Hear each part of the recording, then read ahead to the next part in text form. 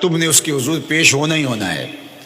اس کے حضور جانے سے تم بچ نہیں پاؤ گے، چھٹکارا نہیں، رستگاری نہیں. ایک ایک عمل کا تمہیں حساب دینا ہوگا، ایک ایک حرکت اور ایک ایک سکنت تمہاری تشت ازبام ہوگی. تمہارا پوشیدہ اور مخفی عمل قیامت کے دن سامنے آ جائے گا. اللہ اکبر. یہ قرآن ہے، یہ کوئی فرضی کہانی نہیں ہے. انہ لقول فصل وما هو بالہزل. فرمایا یہ قول فیصل ہے، یہ طے شدہ حقیقت ہے، یہ امر واقعی ہے. یہ کوئی مذاق نہیں ہے کہ یوں ہی کوئی کہانی بیان کر رہا ہے. یہ سب کچھ ہونے والا ہے، یہ اپنی آنکھوں سے تم دیکھو گے. آج انکار کرو یا اقرار کرو، تمہیں کھلا موقع دیا ہے. حتیٰ کہ تم کافر بن کے زندگی گزارنا چاہو، نمرود بن کے جینا چاہو، فرعون بن کے جینا چاہو، حامان بن کے جینا چاہو، ہم تجھے دنیا پہ موقع دیں گے.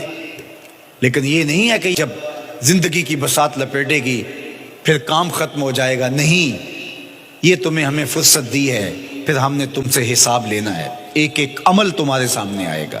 اللہ اکبر. ذرا غور کیجئے. فآمنوا باللہ، تو بہتر ہے کہ اللہ پر ایمان لاؤ. اس کے حضور تو تم نے آنا ہی آنا ہے. بہتر نہیں ہے کہ جیتے جی آ جاؤ، پھر لوگ تجھے اٹھا کے لائیں گے. اچھا نہیں ہے کہ اپنے قدموں سے چل کے آ جاؤ. کی آگ سن لوک یعقوب تینوں جدوں ٹر پہ ہوں سر منہ کج کے تم. پھر جو کفن کی تنیوں میں لپیٹ کر کے تجھے لے کر کے جایا جائے گا، تو اچھا نہیں ہے کہ اپنے قدموں سے خود چل کے مالک کی دہلیز پہ چلے جاؤ.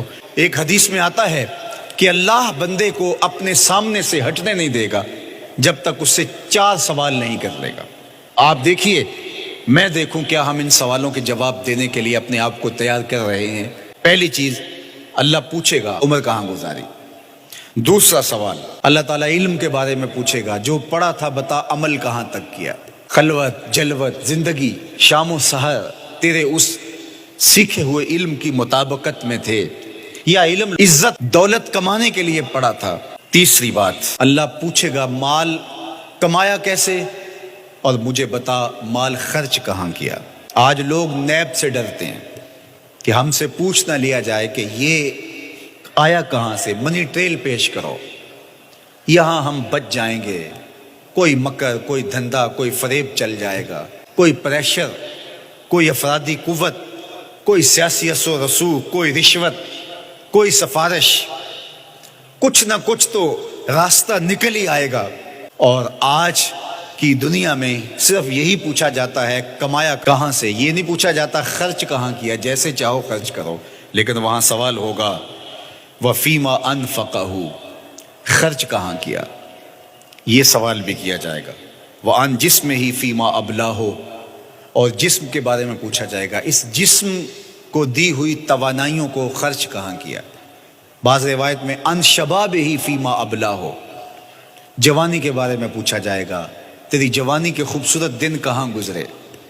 مجنو بن کے چوکوں میں کھڑا تو نہیں رہا، پارکوں کے گرد پروانوں کی طرح گھومتا تو نہیں رہا، تیری نظر بدکاریاں تو نہیں کرتی رہی، اپنی خواہشات کا غلام بن کے زندگی تو نہیں گزاری، تیری ساری رات 4 انچ کی سکرین کے اوپر بدکاریاں کرتے بسر تو نہیں ہوئی.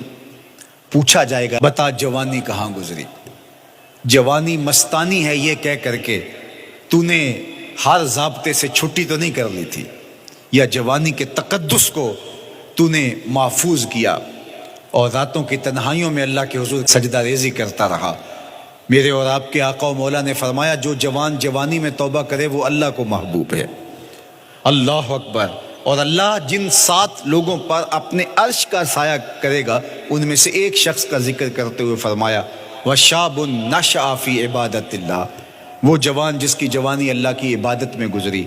قیامت کے دن جب کوئی سایہ نہیں ہوگا اللہ اسے اپنے عرش کا ٹھنڈا سایہ عطا فرمائے گا. میرے مخاطبین جو اس وقت میرے سامنے موجود ہیں بالمشافہ، اور پوری دنیا کے اندر جو اس وقت مجھے دیکھ رہے ہیں، ان میں زیادہ تر تعداد نوجوانوں کی ہے. تو میں آپ سب سے مخاطب ہوں اور آپ کو کہتا ہوں کہ یہ جوانی دوبارہ نہیں ملنی. بندہ کہتا ہے بڑھاپا آئے گا دیکھ لیں گے. جس طرح ہر چیز کا سرور جوانی میں ہوتا ہے، ہر چیز کا لطف بندہ کہتا ہے جوانی میں ہے، سجدوں کا جو لطف جوانی میں ہے وہ کسی اور زمانے میں نہیں ہے. اپنی پیشانی کو سجدوں سے آشنا کرو، اپنی جوانی کو مثل سحر بے داغ رکھنا، اپنے شباب کو الجھنے نہ دینا، اپنے شباب کے تقدس کو پامال نہ ہونے دینا۔ اس کائنات کا بہترین چہرہ وہی ہے جو جنسی کالک سے محفوظ ہے۔ اپنے تقدس کو مجروح نہ ہونے دینا۔ تمہاری زندگی شبنم سے پاکیزہ تر رہے، سحر سے پاکیزہ تر رہے۔ تمہاری جوانی اتنی خوبصورت ہو کہ محمد عربی کو رشک آئے تمہاری جوانی پر۔ اپنی جوانی کو آوارگی میں بسر نہ کرنا، اپنی اس جوانی کو دین کے لیے وقف کرنا۔ سحری کے سجدوں میں آنسو بہا کر کے جوانی کا لطف کشید کرنا۔ جوانی کا لطف اور مزہ رب کے ساتھ محبت اور رب کے ساتھ عشق کرنے میں ہے۔ جوانی کے اندر دل کی بےتابیاں، دل کی بے چینیاں اور دل کی بے قراریاں ذرا مسلح پہ لے کے آؤ۔ عشق کرنا ہے تو کسی آوارہ سے نہیں، عشق کرنا ہے تو رب العالمین سے کرو، آمنہ کے لال سے کرو، تو پھر دیکھنا کہ یہ جوانی کیا نور بخشتی ہے۔